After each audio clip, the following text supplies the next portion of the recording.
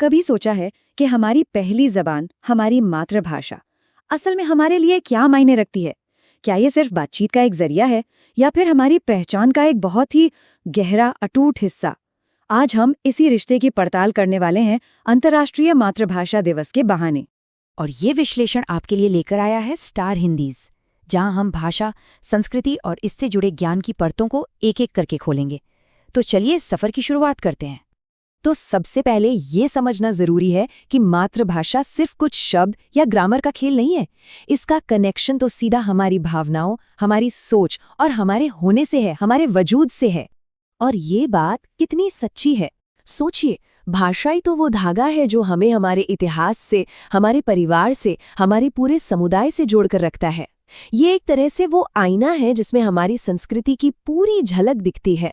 तो भाषाओं की इसी अहमियत को पहचानने के लिए हर साल 21 फरवरी का दिन पूरी दुनिया में अंतर्राष्ट्रीय मातृभाषा दिवस के तौर पर मनाया जाता है। और इसका मकसद बस एक ही है, दुनिया की हर भाषा को सम्मान देना और उसकी जो कमाल की विविधता है उसे बचाकर रखना। लेकिन आज एक बहुत बड़ी और शायद थोड़ी सी दुखद चुनौती हमारे सामने है। दुनिया की कई खूबसूरत भाषाएं धीरे धीरे खामोशी की तरफ बढ़ रही हैं। ये आंकड़ा सुनकर हैरानी होती है ना, कि दुनिया में 7,000 से भी ज्यादा भाषाएं मौजूद हैं। जरा सोचिए, इंसानियत ने खुद को एक्सप्रेस करने की कितने अलग अलग, कितने अनोखे तरीके खोज निकाले हैं। पर असली चिंता की बात यह है, इन हजारों भाषाओं में से करीब करीब 40% पर हमेशा के लिए खत्म हो जाने का खतरा मंडरा रहा है। ये सिर्फ एक आंकड़ा नहीं है, ये एक चेतावनी है कि हम अपनी एक बहुत बड़ी सांस्कृतिक विरासत को खोने की कगार पर खड़े हैं। क्योंकि देखिए, जब एक भाषा मरती है तो सिर्फ शब्द नहीं मरते, उसके साथ मर जाती हैं वो कहानियां, वो लोकगीत, वो सदियों का जमा किया हुआ ज्ञान जो एक पीढ़ी दूसरी पीढ़ी को सौंपती है। ये एक पूरी की पूरी दुनिया को देखने के नजरिए का अंत होता है। अच्छा, इस दिन की अहमियत को और गहराई से समझने के लिए हमें इतिहास का एक बहुत जरूरी पन्ना पलटना होगा। इसकी जड़ें एक ऐसे आंदोलन से जुड़ी हैं जहां लोगों ने अपनी जबान के लिए अपनी जान तक कुर्बान कर दी थी। बात है साल 1952 की। बांग्लादेश में, जो उस वक्त पूर्वी पाकिस्तान हुआ करता था, वहां स्टूडेंट्स ने अपनी मातृभाषा बांग्ला के सम्मान के लिए आवाज उठाई और 21 फरवरी के दिन इस शांतिपूर्ण प्रदर्शन पर गोलियां चली, जिसमें कई नौजवान शहीद हो गए। उन्हीं की कुर्बानी को याद करते हुए 1999 में यूनेस्को ने इस दिन को अंतर्राष्ट्रीय मातृभाषा दिवस घोषित कर दिया। तो मतलब ये दिन सिर्फ एक जश्न नहीं है, बल्कि उन बलिदानों को एक सच्ची श्रद्धांजलि भी है।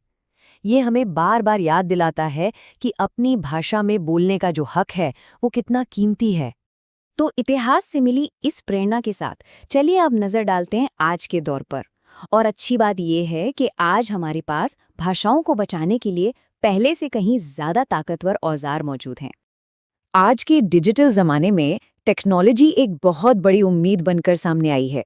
चाहे वो ऑनलाइन डिक्शनरी हो या फिर भाषा सिखाने वाले ऐप्स या फिर आर्टिफिशियल इंटेलिजेंस मतलब AI की मदद से भाषाओं को रिकॉर्ड करना, उनका दस्तावेजीकरण करना हो। और टेक्नोलॉजी की सबसे बड़ी खूबी पता है क्या है? ये ज्ञान को कुछ लोगों तक बांध कर नहीं रखती। अब कोई भी कहीं भी बैठकर दुनिया की किसी भी भाषा को सीख सकता है, उसे समझ सकता है और सबसे बड़ी बात, उसे जिंदा रखने में अपना छोटा सा ही सही पर योगदान दे सकता है।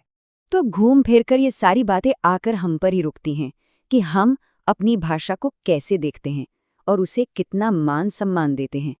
याद रखिए, हर भाषा, चाहे उसे करोड़ों लोग बोलते हों या सिर्फ कुछ हजार, अपने आप में बेशकीमती है। हिंदी हो, तमिल, बंगाली, संथाली या कोई भी छोटी से छोटी स्थानीय बोली, हर एक में पीढ़ियों का इतिहास और ज्ञान का खजाना छिपा हुआ है।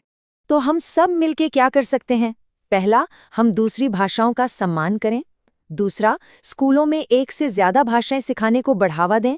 और सबसे जरूरी, अपनी मातृभाषा को पूरे आत्मविश्वास और गर्व के साथ बोलें, उसमें कोई झिझक ना हो।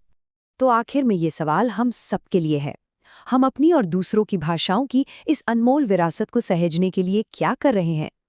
हमारी ये आवाज, हमारी अपनी आवाज, इसका जश्न कैसे मनाया जाएगा? Star Hindis, your digital ecosystem perfectly across India and globally in all languages.